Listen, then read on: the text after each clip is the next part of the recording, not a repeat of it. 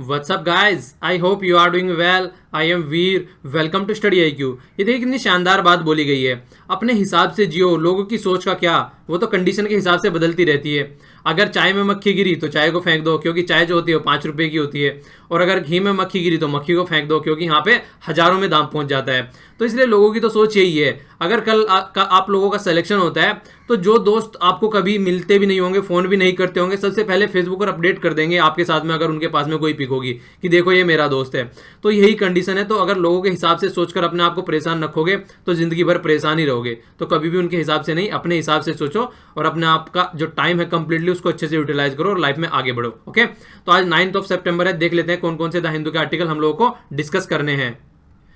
ये यहाँ पर स्टडी IQ के पेन ड्राइव और टैबलेट के कोर्सेज अवेलेबल है. अगर आप किसी भी एग्जाम की प्रिपरेशन कर रहे हैं तो इनको खरीद सकते हैं. और यहाँ पर यूपीएससी के लिए हिंदी और इंग्लिश में टेस्ट सीरीज भी अवेलेबल है. ओके, अगर इससे रिलेटेड आपके माइंड में कोई भी डाउट है तो आप लोग यहाँ पर कॉन्टैक्ट कर सकते हैं. और यह वेबसाइट आप लोग इसको भी विजिट कर सकते हैं. और लेक्चर की PDF आप लोग 3 जगह से डाउनलोड कर सकते हैं. ये वेबसाइट है, यहाँ से डाउनलोड कर सकते हैं, या फिर नीचे टेलीग्राम का लिंक मिल जाएगा, और या फिर नीचे ये मेरी फेसबुक की प्रोफाइल भी मिल जाएगी, वहाँ से भी डाउनलोड कर सकते हैं. और आप लोग यहाँ पर मुझे फॉलो भी कर सकते हैं फेसबुक पर. ओके, तो आइए अब आगे चलते हैं.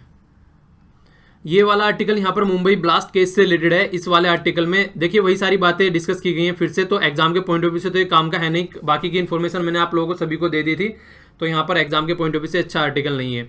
ये वाला आर्टिकल फिर से रोहिंग्या के ऊपर आया, तो कई सारी बातें डिस्कस की गई है. इस वाले आर्टिकल को हम देखेंगे अभी. और ये वाला आर्टिकल बहुत ही अच्छे से डिस्कस किया गया है. यहाँ पर आधार कार्ड वर्सेज प्राइवेसी का इशू डिस्कस किया गया है. आप लोगों को पता है अभी सुप्रीम कोर्ट का डिसीजन आया, फंडामेंटल राइट बनाने की बात की गई है प्राइवेसी को.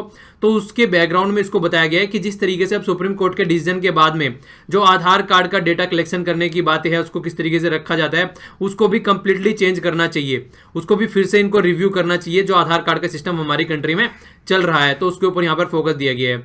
ये वाला आर्टिकल हेल्थ सेक्टर से रिलेटेड है. तो यहाँ पर बताया जा रहा है किस तरीके से हम अपने हेल्थ सेक्टर को इंप्रूव कर सकते हैं, दूसरी कंट्री से सीख सकते हैं. यूपी में गोरखपुर में जो हुआ, अभी फरुखाबाद में जो हुआ, तो 2 एग्जाम्पल लेते हुए भी यहाँ पर बातें समझाई गई हैं. ओके, तो ये वाला आर्टिकल देखिए, वैसे तो कुछ भी इंपॉर्टेंट नहीं है इस वाले आर्टिकल में, मतलब एक तरीके से फैक्चुअल इन्फॉर्मेशन होती है कई बार इसमें बहुत ज्यादा. तो यहाँ पर थोड़ा आप लोगों को बैकग्राउंड बता देता हूँ. ये किसी पर्टिकुलर एरिया से रिलेटेड है. यहाँ पर बात की गई है हैदराबाद की, ठीक है ना. तो हैदराबाद की बात की गई है तेलंगाना में. तो बात क्या आ रही है निकल के, बात ये आ रही है निकल के वहां पर चाइल्ड मैरिज होती है बहुत ज्यादा. और चाइल्ड मैरिज की बात की जाए तो चलो समझ में आता है कि एक बच्चा है, उसके साथ में एक छोटी बच्ची है, उसकी शादी कर दी जाए, ठीक है. यहां तक चीजें सही रहती है. ओके, पर लेकिन जब एक छोटी बच्ची हो जिसकी एज लगभग 14 से आप लोग बोल सकते हैं 16 की उम्र की बीच की हो, और दूसरी साइड में एक 65 साल का बुढ़ा हो, तो उसके साथ में अगर उसकी शादी की जाए तो आप लोगों को कैसा लगेगा सुनने में. तो ऐसा ही कुछ यहाँ पर हैदराबाद में हो रहा है, और जो कि बहुत ज्यादा मतलब लार्ज स्केल पर चीजें हो रही हैं यहाँ पर. तो इन्हीं सब के बारे में पूरा आर्टिकल डिस्कस किया गया. पर्टिकुलर नाम लेके चीजें बोली गई हैं. एग्जाम के पॉइंट ऑफ व्यू से कुछ काम का नहीं है, पर आप लोग अगर कहीं पर कुछ लिख रहे हैं, कोई ऐसे वगैरह मेंस में आंसर लिख रहे हैं, तो वहां पर इस तरीके के एग्जाम्पल आप लोग कोट कर सकते हैं, जिससे कि सोसाइटी को थोड़ा सुधारा जा सके, इस तरीके की एक्टिविटी हमारी सोसाइटी में न हो. ठीक है, आइए अब आगे चलते हैं.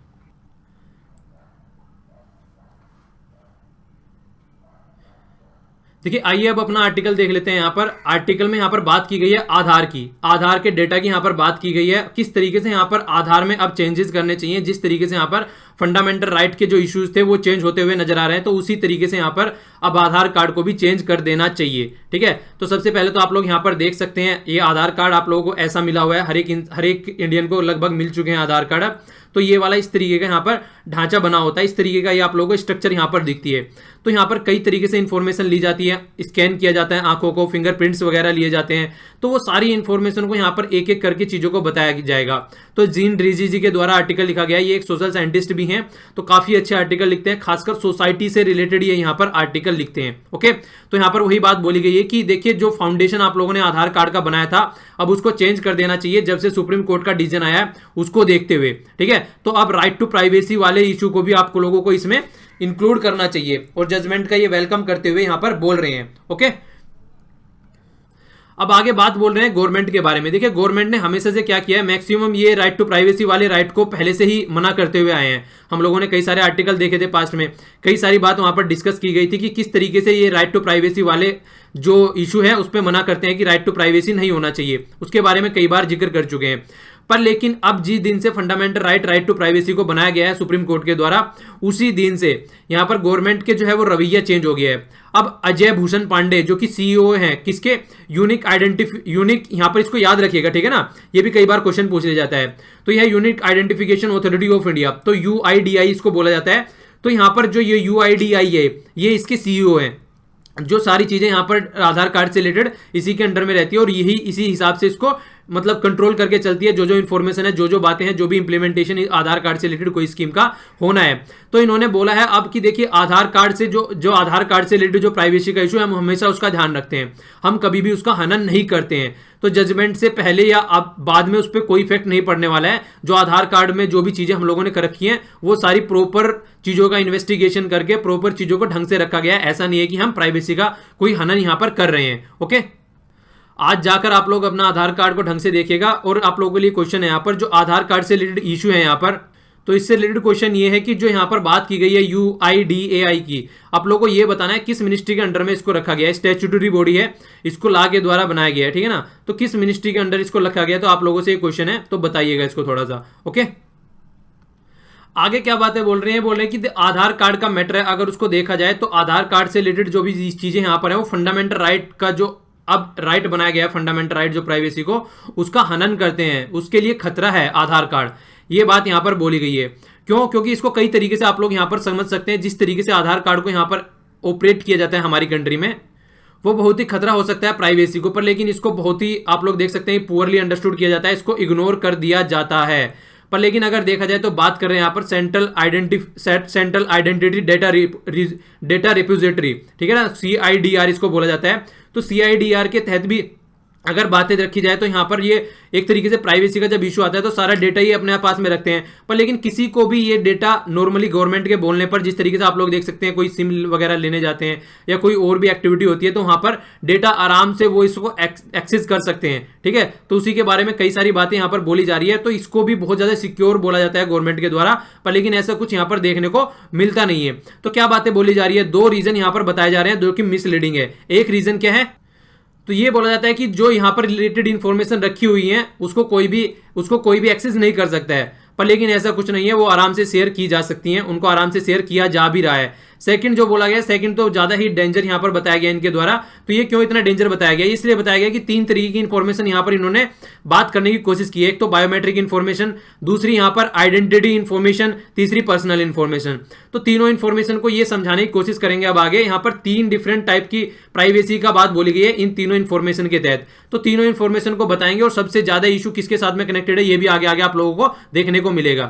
तो जो फर्स्ट 2 की बात की गई है, जो कि बायोमेट्रिक और आइडेंटिटी इंफॉर्मेशन है, वो तो आधार कार्ड के अंदर उनके बारे में बात की गई है थोड़ा बहुत, वो भी ज्यादा नहीं बोला गया है। पर लेकिन जो तीसरे नंबर की है उसके बारे में यहां पर कोई भी बात नहीं की गई है। तीसरे नंबर की कौन सी थी, तीसरे नंबर की थी यहां पर पर्सनल इंफॉर्मेशन, अगर देखा जाए तो, ठीक है ना।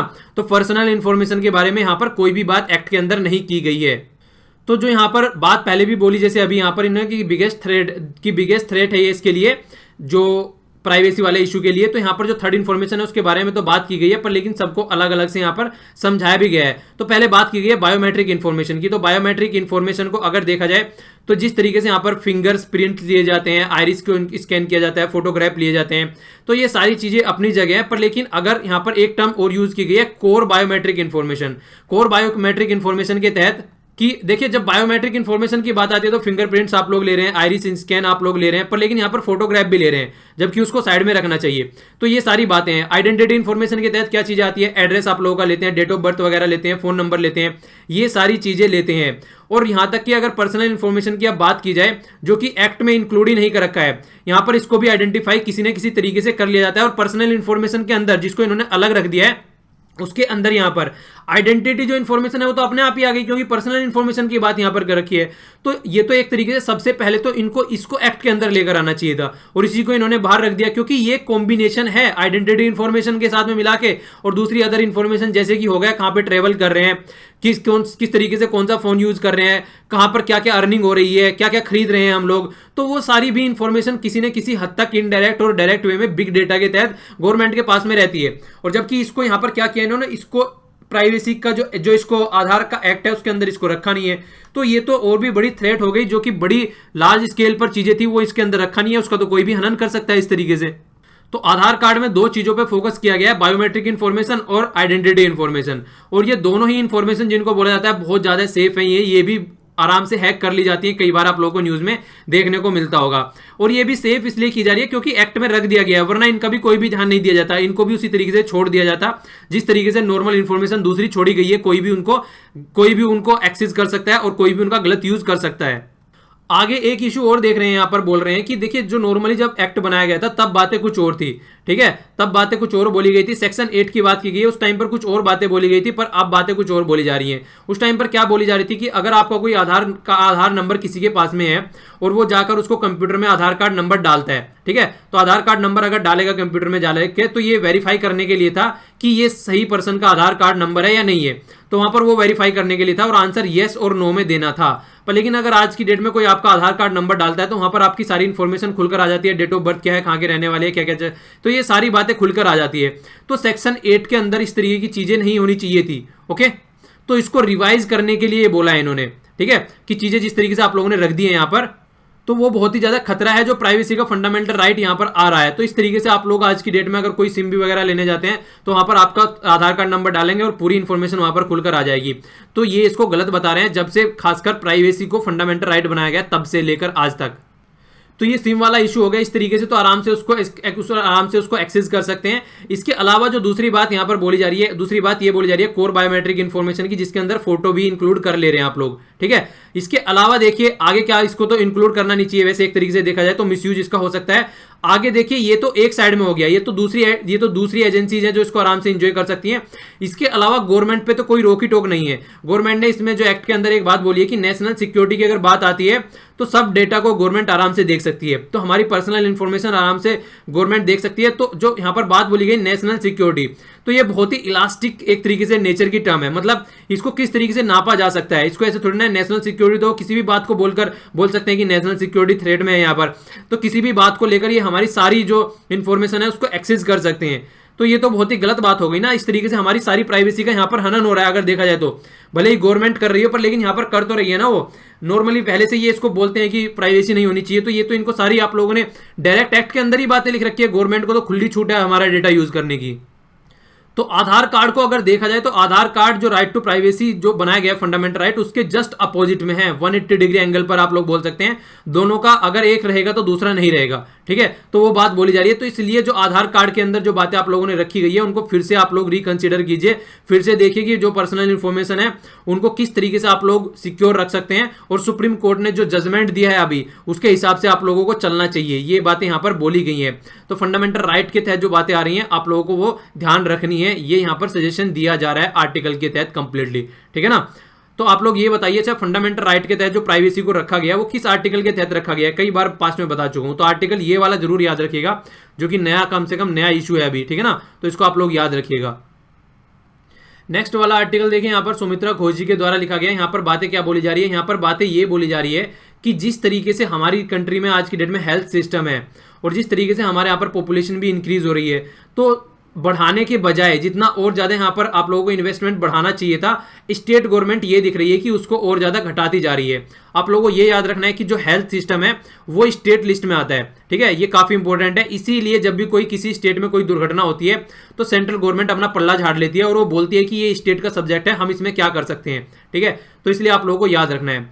तो यहाँ पर क्या बातें बोली जा रही हैं आगे, तो जो भी गवर्नमेंट आज की डेट में उसको जज करना चाहिए पब्लिक हेल्थ के बेस पे किस तरीके से वो क्वालिटी और पब्लिक हेल्थ प्रोवाइड करा रही है। आप लोग देख सकते हैं गोरखपुर में या फिर फर्रुखाबाद में उत्तर प्रदेश में कई सारे इंसिडेंट देखने को आए जिसमें बहुत सारे मासूम बच्चों की जान चली गई। तो देखिए इनका तो कुछ नहीं बिगड़ा, गवर्नमेंट का क्या बिगड़ रहा है यहाँ पर जिनकी जान चली गई उनके तो घर उजड़ गए एक तरीके से। तो यहाँ पर यह बोला गया जो पब्लिक हेल्थ केयर सिस्टम है यहाँ पर वो खुद ही बीमार है, ठीक है ना, वो दूसरों को क्या सही करेगा। हमारा जो पब्लिक हेल्थ केयर सिस्टम है वो अपने आप में ही बीमार है, तो दूसरों को क्या सही करेगा। तो global burden of the disease के हिसाब से अगर देखा जाए तो 154th रैंक है हमारी। अगर हमारे एरिया में चाइना को देख लीजिए, हमारे एरिया में श्रीलंका या फिर बांग्लादेश को देख लीजिए, ये भी हमसे अच्छी रैंक पे हैं, तो हम इनसे बहुत नीचे हैं अगर देखा जाए इस रिपोर्ट के हिसाब से, ओके।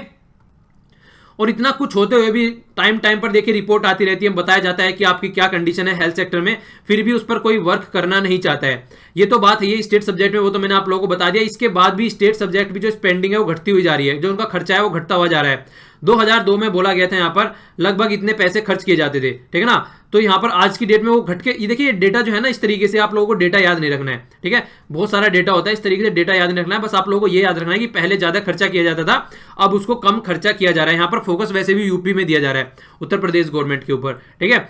तो आज की डेट में अगर तब से लेकर आज तक देखा जाए, 2002 से 2015 तक देखा जाए, तो एक डेकेड से भी ज्यादा हो चुके हैं, 10 साल से भी ज्यादा हो चुके हैं। तो उस टाइम पर जो पॉपुलेशन है वो भी लगभग 25 से 30% तक, जो 25 से 30% तक जो है पॉपुलेशन भी बढ़ती हुई नजर आ रही है। पर लेकिन यहाँ पर जो आप लोग बढ़ाने से तो गए खर्चा, वो आप लोग और घटाते हुए नजर आ रहे हैं। और इसके अलावा अगर देखा जाए पॉलिटिकल, यहाँ पर कभी पॉलिटिकल जो अथॉरिटी है उन्होंने सोचा ही नहीं है इसके बारे में, हेल्थ सेक्टर के बारे में।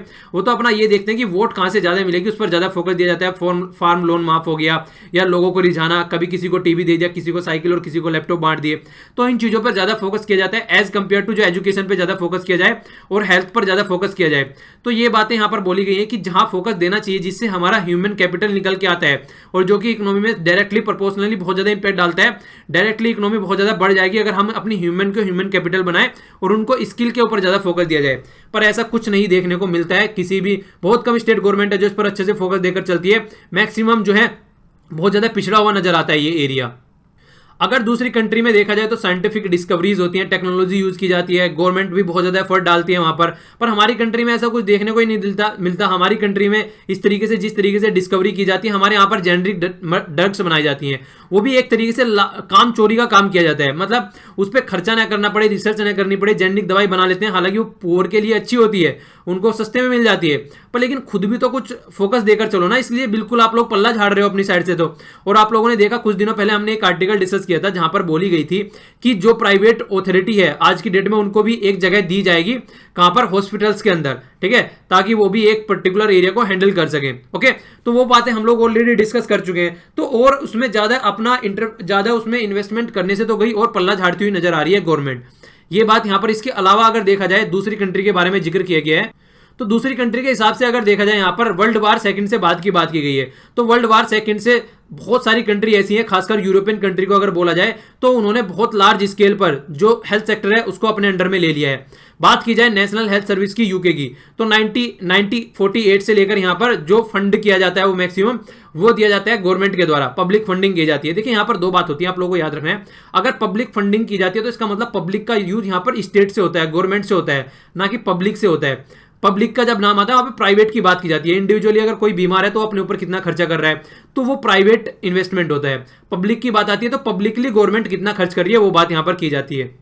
इसके अलावा यूरोपियन यूनियन की बात की जाए, यूरोपियन यूनियन में भी जितनी कंट्री है तो 28 कंट्री है यूरोपियन यूनियन में, ठीक है ना। तो 28 कंट्री अगर ब्रेग्जिट से निकाला ना जाए अब तक यूके को, तो 28 कंट्री है। तो 28 कंट्री को अगर देखा जाए वहां पर 80 से 90% का जो खर्चा है वो स्टेट गवर्नमेंट, वहां पर जो गवर्नमेंट है वो वहन करती है। पर लेकिन हमारी कंट्री में ये ओनली 30% है और 30% भी प्रॉपर वे में इंप्लीमेंट नहीं किया जाता है। ओके, तो इस तरीके से अगर आप लोग यहाँ पर खर्चा नहीं करेंगे, इन्वेस्टमेंट नहीं करेंगे तो क्या होगा, तो फिर वही बात निकल कर आएगी। तो जो प्राइवेट पर ज्यादा फोकस दिया जाएगा, जो भी इंडिविजुअल है, अगर किसी को कोई बीमारी हुई है तो वो गवर्नमेंट पे क्यों जाएगा जब वहां पर फैसिलिटी अवेलेबल नहीं है, तो प्राइवेट हॉस्पिटल में जाना ज्यादा पसंद करेगा ना। तो इसीलिए यहां पर प्राइवेट में आप लोग देख सकते हैं उसको एक बिल्कुल ही कमर्शियलाइज कर दिया गया है और वहां पर बिल्कुल पैसा बनाने की बात आती है। उसके अलावा और कोई चीजें सोची नहीं जाती है, बस ये सोचा जाता है कि अगर कोई आ गया है मरीज, उसको महंगी से महंगी दवाई लिखी जाए, ज्यादा से ज्यादा टाइम तक उसको हॉस्पिटल में रखा जाए, बस उसका किसी तरीके से उसका बिल बढ़ाया जाए, उस चीज पर यहां पर फोकस किया जाता है मैक्सिमम। कुछ कंट्री का एग्जांपल देते हुए भी यहाँ पर बोला गया है, जैसे थाईलैंड हो गया, क्यूबा हो गया या कोस्टारिका हो गया, तो इनकी बात बोली जाती है। यहाँ पर आज की डेट में आप लोग देख सकते हैं यहाँ पर जो हेल्थ सिस्टम है वो एक यूनिवर्सल हेल्थ सिस्टम हो चुका है। मतलब सबको फैसिलिटी प्रोवाइड कराई जाती है गवर्नमेंट की साइड से, ठीक है ना। पहले करेंसी भी आप लोग देख लीजिए, यहाँ पर जो थाई की करेंसी है वो थाई बात और बैंकॉक यहाँ पर इसकी कैपिटल है। तो ये वाली अगर आप लोग देखकर चले इस तरीके से, तो यहाँ पर बहुत छोटी छोटी कंट्री है पर वो भी अपनी कंट्री को कंप्लीटली हैंडल करके चल रही हैं। तो जितनी छोटी कंट्री होती है उतनी छोटी वहां पर इकोनॉमी भी होती है, तो उस तरीके से भी आप लोग देख सकते हैं। पर लेकिन वहां पर सबसे बात होती है विल पावर की। हमारे यहाँ पर पॉलिटिकल जो अथॉरिटी है उनके अंदर विल पावर ही नहीं है, फैसिलिटी प्रोवाइड कराने की बात नहीं है। और अगर आप फैसिलिटी प्रोवाइड कराने की भी बात करते हैं तो उसके पहले आप लोगों को सोचना होता है। ऐसा नहीं है कि स्टार्ट कर दी फैसिलिटी प्रोवाइड करानी और चीजें होने लगी, उससे पहले आप लोगों को एक इंफ्रास्ट्रक्चर, मैसिव स्केल पर इंफ्रास्ट्रक्चर क्रिएट करना होता है, चीजों में रिफॉर्म करने होते हैं, तब जाकर चीजें इंप्लीमेंट होती है। और रूरल एरिया पे बहुत ज्यादा फोकस किया जाता है। यहाँ पर तो रूरल एरिया में डॉक्टर जाना ही पसंद नहीं करते हैं। तो ये बातें बोली गई है, खासकर वे भी डॉक्टर जो कि पढ़कर आ रहे हैं गवर्नमेंट इंस्टीट्यूशन से, वो भी जाना पसंद नहीं करते हैं। प्राइवेट को तो दूर छोड़ ही दीजिए, उन्होंने तो बहुत ज्यादा पैसा लगाया उसके ऊपर। तो ये बात कई सारी कंट्री में ऐसा होता है कि स्टार्टिंग के कुछ साल जो रहते हैं यहाँ पर दे दिए जाते हैं, जो कि गवर्नमेंट हॉस्पिटल्स में पढ़ के आता है कि उनको मतलब उनको क्या करना है, उनको फैसिलिटी जो प्रोवाइड करानी है स्टार्टिंग के कुछ सालों तक, वो गवर्नमेंट की साइड से करानी है, अपना प्राइवेट कोई काम नहीं कर सकता है। बल्कि काफी कंट्री तो ऐसा करती हैं कि जो हेल्थ सर्विस है उसको कंप्लीटली गवर्नमेंट के हाथ में दे दिया गया है, कि अगर कोई पढ़कर आ रहा है कहीं से भी, गवर्नमेंट अगर कोई हेल्थ सेक्टर में आता है तो वो सब कुछ गवर्नमेंट के हिसाब से रहेगा। तो ये भी बात बोली जाती है। तो आगे क्या बोल रहे हैं, देखिए आगे ये बोल रहे हैं कि एक तो ये बात है कि रिसोर्सेज ज्यादा अवेलेबल नहीं है, वो अलग बात है, पर लेकिन सबसे बड़ी बात है कि गवर्नमेंट अप्रोच किस तरीके से चलती है। अगर गवर्नमेंट रेडिकल चेंज लेकर चलती है, चीजों को ढंग से करना चाहती है, एक पॉलिसी बनाती है, उसको ढंग से इंप्लीमेंट करती है, देख रेख के लिए नोडल ऑफिसर्स लगाती है कि कहां पर इंप्लीमेंट हो रही है, कहां पर इंप्लीमेंट नहीं हो रही है, तो तब जाकर चीजों को थोड़ा सुधारा जा सकता है। वरना जिस तरीके की कंडीशन है उससे कुछ भी बातें सुधरती हुई नजर नहीं आएंगी कहीं पर भी, किसी भी लेवल पर। ओके, अब रोहिंग्या वाला आर्टिकल देख लेते हैं। यहाँ पर देखिए रोहिंग्या, मैंने आप लोगों को पहले भी ये मैप दिखा चुका हूं, तो आप लोगों को रट भी गई होंगी ये चीजें। रोहिंग्या यहाँ पर रेखाइन स्टेट है, ये म्यांमार में। हमारे प्राइम मिनिस्टर नरेंद्र मोदी जी यहाँ पर गए थे, ये यहाँ से माइग्रेट हो गए, इंडिया में भी आ रहे हैं, बांग्लादेश में भी जा रहे हैं, थाईलैंड, मलेशिया, इधर सब जगह जा रहे हैं। तो हमारी जो गवर्नमेंट ने यहाँ पर डिसीजन लिया है कि जो रोहिंग्या कम्युनिटी है, हमारे यहाँ पर बोला जा रहा है लगभग 40,000 कम्युनिटी रोहिंग्या यहाँ पर है, तो इनको बोला जा रहा है इनको डिपोर्ट कर दीजिए इनकी कंट्री में। तो किस कंट्री में आप लोग इनको भेजने की बात कर रहे हैं? म्यांमार ने तो मना कर दिया इनको।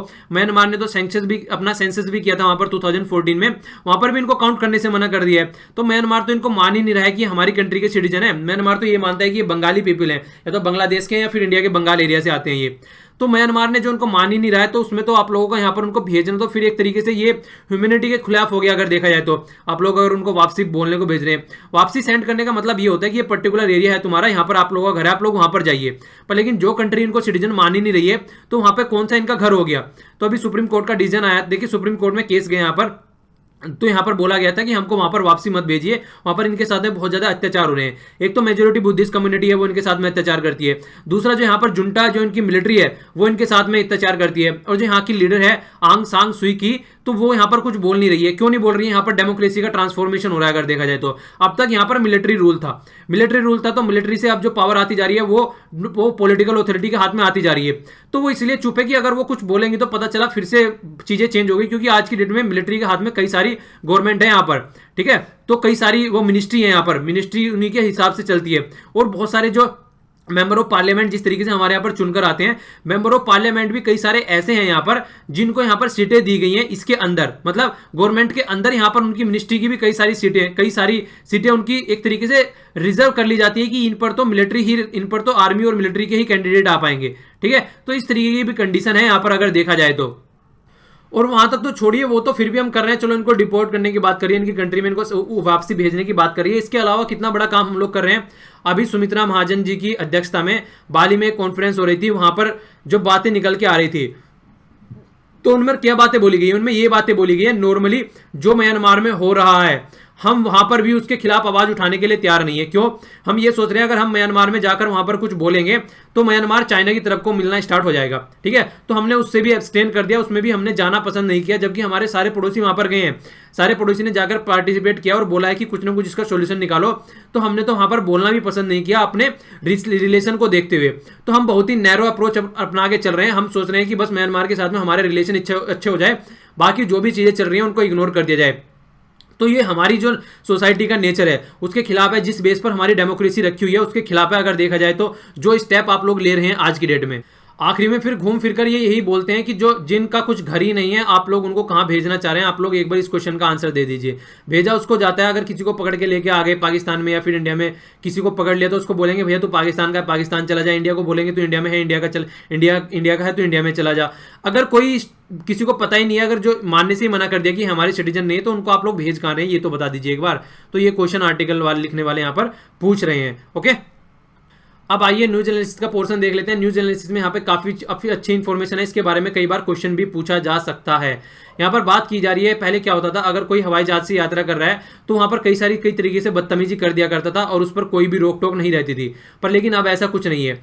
तो अब यहाँ पर चीजें जो है वो थोड़ी चेंज होती आ रही है। यहाँ पर 3 लेवल की बातें की गई हैं। 3 लेवल पर यहाँ पर अगर कोई बदतमीजी करता है तो उनको अलग अलग तरीके से उन पर बैन लगाया जाएगा। अगर कोई फिजिकल तरीके से किसी को मतलब हरास करता है या वर्बल तरीके से करता है तो उसको 3 महीने का, ठीक है ना, 3 महीने तक का उसके ऊपर बैन लगाया जाएगा, ठीक है। अगर फिजिकली एब्यूजिव बिहेवियर देखने को मिलता है या फिर कुछ भी हिट करने की बात करता है, किक करने की बात करता है, इस तरीके से अगर कुछ भी करता है तो उस पर 6 महीने का वो लगाया जाएगा। अगर कुछ इस तरीके की कंडीशन करता है कि किसी को मतलब एक तरीके से डैमेज करने की कोशिश करता है कुछ भी वहां पर उसके अंदर, तो वहां पर 2 साल तक का यहाँ पर उसके ऊपर बैन लगाया जाएगा, उसको यात्रा नहीं करने दी जाएगी। इसके अलावा वहां पर अगर कोई अल्कोहल कंज्यूम कर रहा है या फिर इसी तरीके से कोई डिसोबे कर रहा है, जो कि इंस्ट्रक्शन है वहां पर, उनको भी इसी चीजों में रख उसको भी हैंडल करके चला जाएगा। और देखिए जिस भी आदमी पर प्रतिबंध लगा दिया जाएगा, 3 लेवल का प्रतिबंध है, ये तो आप लोगों को याद रखना ही है मिनिमम, कई बार क्वेश्चन पूछ ले जाते हैं। जिस इंसान पर भी प्रतिबंध लगाया जाएगा उसके पास में 60 डेज का टाइम होगा, ठीक है ना। तो 60 डेज का टाइम होगा कि वो इसके अगेंस्ट अपील कर सकता है, और जो अपील करी जाएगी वो एक कमेटी रहेगी, उस कमेटी को हेड किया जाएगा वो एक हाईकोर्ट के जज के द्वारा उसको हेड किया जाएगा। वो देखेगा कि इसने कोई बदतमीजी करी है नहीं करी है, अगर बदतमीजी करी है तो उसको सजा दो, अगर बदतमीजी नहीं करी है तो उसको जाने दो। तो इस तरीके से चीजों को यहाँ पर टैकल करके चला जाएगा, चीजों को देखा जाएगा। ओके, तो ये आप लोग याद रख सकते हैं किस तरीके से यहाँ पर बातें की जा रही हैं। काफी इंपॉर्टेंट क्वेश्चन है, कई बार निकल के आ जाता है। 3 लेवल का यहाँ पर बैन लगाया गया है, एक में 3 महीने की सजा दी गई है, एक में 6 महीने की दी गई है और एक में 2 साल की दी गई है। ओके, तो इस तरीके से कई बार देखिए कल्चर में जो हिस्ट्री में भी क्वेश्चन पूछ ले जाते हैं, आप लोगों को उसके बारे में पता होना चाहिए। यहाँ पर बात की गई है अरणमुला, तो बोट रेस की बात की गई है, ये केरला में सेलिब्रेट की जाती है, ओनम पे सेलिब्रेट की जाती है, जो कि अगस्त से सितंबर तक चलता है, अब यहाँ पर चल रहा है। तो बोट रेस होती है एक तरीके से, याद रखना है आप लोगों को, नाम भी याद रखना है इसका, और कहाँ पर सेलिब्रेट की जाती है वो भी याद रखना है, कई बार इससे क्वेश्चन डायरेक्टली निकल कर आते हैं। देखिए यहाँ पर ये भी काफी अच्छी इंफॉर्मेशन है, अब आर्मी में वुमेन को भी मिलिट्री पुलिस के लिए इंक्लूड किया जाएगा। अब तक जो चीजें देखी जाती थी यहाँ पर वो ऑफिसर्स की पोस्ट पर रहती थी, पर लेकिन अब नॉन ऑफिसर पोस्ट पर भी इनको इंक्लूड किया जाएगा। जिस तरीके से बटालियन होती है उसी तरीके से इनकी भी अलग से बटालियन बनाई जाएगी। तो डिफेंस मिनिस्टर जो कि first full time women defence minister है, इससे पहले डिफेंस मिनिस्टर कौन थी कमेंट बॉक्स में नीचे बताइए, ठीक है ना। वुमेन डिफेंस मिनिस्टर पहले रह चुके हैं पर वो फुल टाइम नहीं थी, कई बार कमेंट में भी बता चुका हूँ। तो पहले वो थी, पर लेकिन अब यहाँ पर जो फर्स्ट टाइम डिफेंस मिनिस्टर आ गई तो इन्होंने डिसीजन लिया है कि वुमेन को भी आगे निकाल के लेके आया जाए, ठीक है, उनको इस एरिया से सेपरेट नहीं रखना है। तो ये बातें बोली गई, काफी अच्छा आप लोग जान सकते हैं, यहाँ पर खासकर इंपावर करेगा वुमेन को, वुमेन भी अब अच्छे से यहाँ पर पार्टिसिपेट कर पाएंगी। तो यहाँ पर वही बात है जो मैंने आप लोगों को बताया, यहाँ पर सुमित्रा महाजन जी के अध्यक्षता में यहाँ पर देखिए जो मीटिंग हो रही थी बाली में, तो वहाँ पर हम लोग साइड में हट गए हैं रोहिंग्या वाले इशू से, पर लेकिन बांग्लादेश, भूटान, नेपाल, पाकिस्तान, श्रीलंका, ये सारे ने कंट्री को बोला है, इन्होंने बाली डिक्लेरेशन को ज्वाइन किया है और बोला है कि किसी न किसी तरीके से सोल्यूशन निकला हो जिसमें से हम एब्सटेन हो गए, हमने उसको ज्वाइन भी करना पसंद नहीं किया। तो ये देखिए कहीं ना कहीं जो हमारे आइडियल्स हैं जिनके ऊपर हमारी कंट्री चलती है, कहीं ना कहीं उसके खिलाफ है। आंखों के सामने आंखों देखी मक्खी निकल रहे हैं एक तरीके से देखा जाए तो, ये बातें यहाँ पर निकल के आ रही हैं अगर बोला जाए तो। जीएसटी काउंसिल की बात की जाए तो जीएसटी काउंसिल की 21st मीटिंग होने वाली है, अब तक 20 मीटिंग हो चुकी है। तो जीएसटी इंप्लीमेंट किया गया 1 जुलाई से, तो 1 जुलाई से इंप्लीमेंट करने के बाद में बातें ये देखी जा रही है किन किन एरिया में क्या क्या प्रॉब्लम आ रही है। अब उन प्रॉब्लम को टैकल किया जाएगा, जैसे सेस कहाँ पे लगाया गया था लग्जरी कारों पर, उससे रिलेटेड और भी कई सारे सेक्टर हैं जो कि बाहर निकल कर आ रहे थे कि ये प्रॉब्लम है, तो सारी प्रॉब्लम को टैकल किया जाएगा यहाँ पर। और ये पिक्चर तो आप बहुत बार देख चुके होंगे, अब तो याद भी हो गया होगा। जीएसटी जो काउंसिल होती है उसके हेड होते हैं फाइनेंस मिनिस्टर, ठीक है ना, और जो मिनिमम क्योरम होता है कि इतने मेंबर प्रेजेंट होने चाहिए, तो 50% मेंबर प्रेजेंट होने चाहिए अगर इसकी कोई मीटिंग आप लोगों को चलानी है। तो 1/3 जो वोटिंग पावर है वो है यूनियन मिनिस्टर के पास में, जो यूनियन से जो भी मिनिस्टर्स आते हैं यहाँ पर, और जो स्टेट से जो मिनिस्टर्स आते हैं उनके पास में 2/3, तो स्टेट के पास में ज़्यादा पावर है। आप लोग ये देख सकते हैं, अगर कोई भी बात यहाँ पर क्लियर करानी है, इंप्लीमेंट करनी है, तो स्टेट को साथ में लेकर चलना पड़ेगा, तभी पॉसिबल है, वरना नहीं पॉसिबल है वो चीज़ें। ओके, इसके अलावा देखिए ये रघुराम राजन जी के बारे में बातें कर रहे हैं, वो अपनी कई सारी मीटिंग कर रहे हैं, तो वो अपनी बातें यहाँ पर बोल रहे हैं। तो यहाँ पर उन्होंने क्या बोला है, डिमोनेटाइजेशन जैसी चीज़ें होप करता हूँ, आशा करता हूँ कि फ्यूचर में नहीं होगी, क्योंकि देखिए जितना खर्चा उसके ऊपर आया उतना ज़्यादा तो उससे फायदा भी नहीं हुआ है, गवर्नमेंट कंप्लीटली फेल हो चुकी है यहाँ पर। और दूसरी साइड में ये बोल रहे हैं कि जो हायर अथॉरिटी होती है बैंक में, अपॉइंटमेंट्स होती हैं, उनमें से गवर्नमेंट को साइड में कर देना चाहिए। जिस तरीके से आप लोग देख सकते हैं बैंक बोर्ड ऑफ ब्यूरो, इसके अध्यक्ष कौन है अभी, बैंक बोर्ड ऑफ ब्यूरो काफी न्यूज में रहता है, तो ये सेट करने के लिए बोला गया है, इसको अपॉइंटमेंट किया गया है किस तरीके से कि अगर कि बोर्ड के मेंबर है वो अपॉइंट करने हैं, तो तब जाकर यहाँ पर इसे सजेशन माना जाता है, ओनली सजेशन लिया जाता है यहाँ से, जो बाद में अपॉइंट किया जाता है, जो चीजें की जाती हैं वो गवर्नमेंट के द्वारा किया जाता है, तो सजेशन लेने का काम ओनली इससे किया जाता है, बाकी सारी चीजें जो हाथ में होती है गवर्नमेंट के हाथ में होती है। तो इस तरीके की चीजों को भी यहाँ पर टैकल करने के लिए बोला गया, इन तरीके की चीजों को हैंडल करने के लिए बोला गया है यहाँ पर।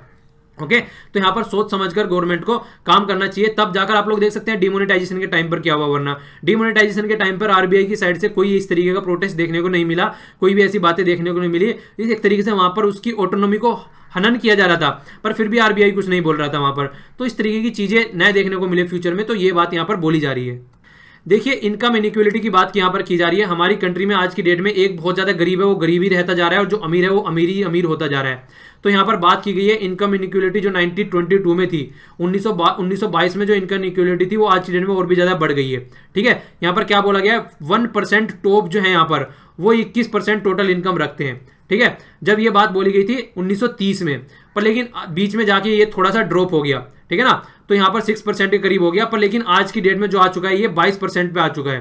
ठीक है, तो 22% पे आ चुका है, तो इनइक्वलिटी और ज्यादा बढ़ती हुई नजर आ रही है। जो ज्यादा अमीर है उसके पास में पैसा है, वो और ज्यादा इन्वेस्टमेंट करता है, वो और ज्यादा अपने एरिया में घुस जाता है, जाकर वहां से उसको और ज्यादा प्रॉफिट होने लगता है। पर जो गरीब है वो गरीब ही रहता है। ठीक है, तो ये बात यहाँ पर बोली जा रही है। तो आप लोग ये भी बातें कोट कर सकते हैं कहीं पर भी अपना आंसर राइटिंग में।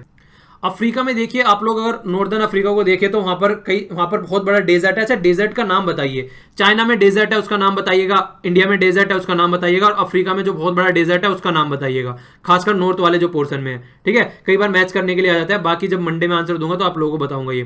तो यहाँ पर क्या किया जा रहा है, जॉर्डन की बात यहाँ पर की जा रही है।